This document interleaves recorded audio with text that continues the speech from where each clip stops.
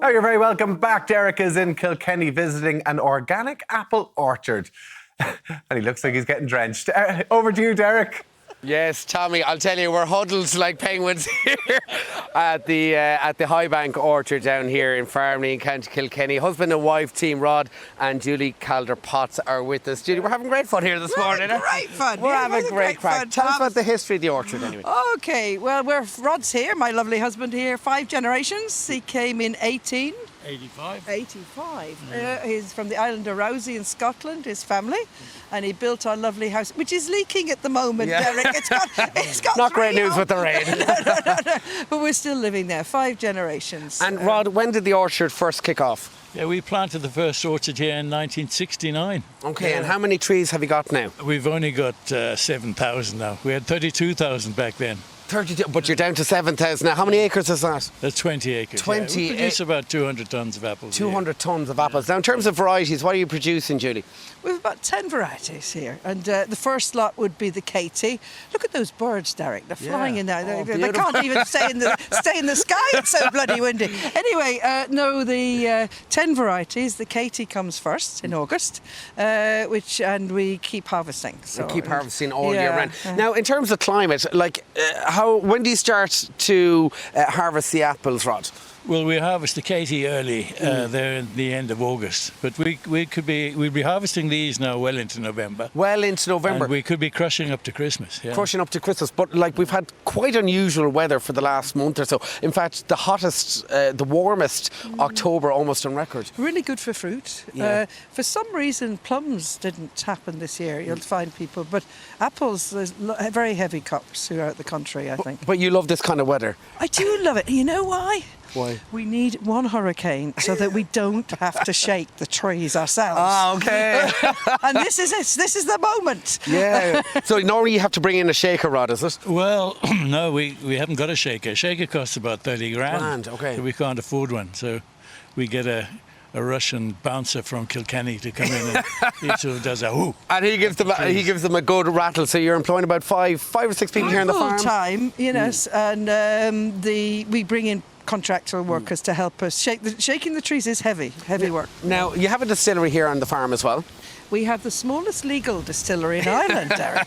Yes, and it's part of the farm. It's a farm with a distillery, if you like. Yes. Great. And you work very closely with the local farmers as well, because the byproduct of the apples as well, the farmers use them. Yeah, you know yourself, you're a farmer. The farmer next door has a lovely dairy herd, and he takes our waste apple pulp and he feeds it to his cows, and it drives the protein level up in the winter to summer levels, he tells me. And he uses the apple cider vinegar as well. Yeah, well, the cider vinegar is sold all over the country to various organic farmers, and they trickle it into the water with their cows, and just to reinforce the gut biome. You know, cider vinegar is good for your health, and our vinegar here, because we've never ever sprayed these trees or anything, the microbiome is solid and intact. And it's exactly what you need in your stomach. Yes, Julia, and that's what you were saying to me earlier. This farm is more than organic, isn't it? It's more than organic. We haven't sprayed for over 35 years anything. Look, and the trees are fine. They're happy and everything. Yeah. And you lend out a couple of rows as well to the Buddhist community, which is what I love. This is fantastic. They came and adopted a few rows to because of our farming methods, and we do the juice for their temples in Japan. Okay. And in London as well. So it's good to give back. They come and pray to the trees. You know, one of the oldest trees in the country here in the farm is about 350 years old. Our beautiful oak tree. Oh, yeah. And by the way, how long are you both married? 40 years. 40 years. It's the same as your age. Yeah, when I was born, you were married. Right, so I think I'm going to ride off here into the sunset. You're going into the sunset? Yeah, well, here, I'm going to give this a go. So here, you hold that. You hold that there. So we had our safety demo a little bit earlier on. So this is an apple picking machine, is it? It is. And once you're on it, Derek, it's got super glue. You're not coming off it until you finish the whole harvest. I'm going to be working here all day. You are. And how many apples can this pick up in a go? Well, we'll pick the whole 200 tons with this. Okay, you get that on me there, Rod. No, you've Good had... man. Here we go.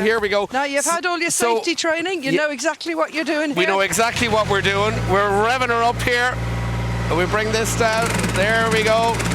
This is a little picker. We bring her down. Are you watching this now? We're in a Tommy. Here we go.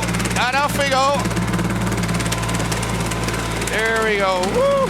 See you later, lads.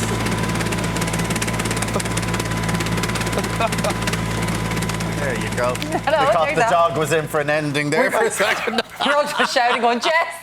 Watch the dog.